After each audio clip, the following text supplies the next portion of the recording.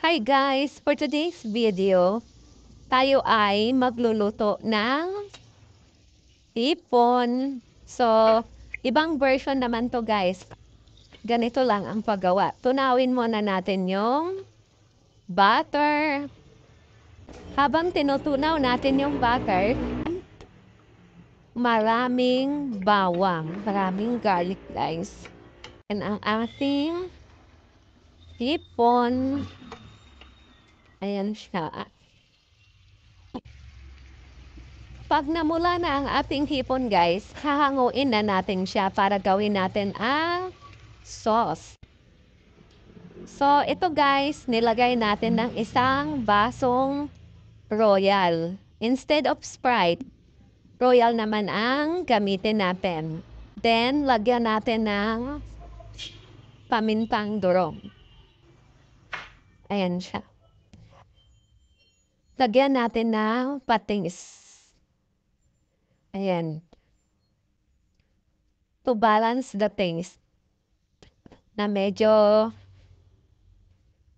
maalat-alat, hindi na tayo gagamit ng asin.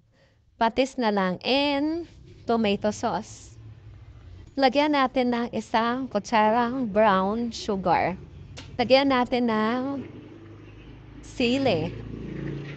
Antayin lang natin to guys na mag-thicken yung sauce.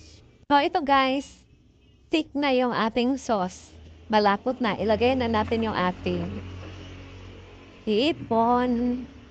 So lutuin natin to ng mga 3 to 5 minutes para manuot yung sauce sa katawan ng hipon. And then, yan natin siya ng yung lips. Ayan. So,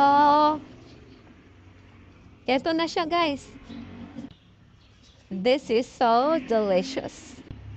Balik ta rin natin para manuot ang sauce. So, kain na tayo. Ang ganda ng kulay niya guys. So, ito guys, ibubuhos na natin ang ating sauce sa ating hipon. Ayan siya, naglalapot-lapot. So, tikman na natin guys. Tikman natin ha. Sarap. Sauce pa lang. Ulam na.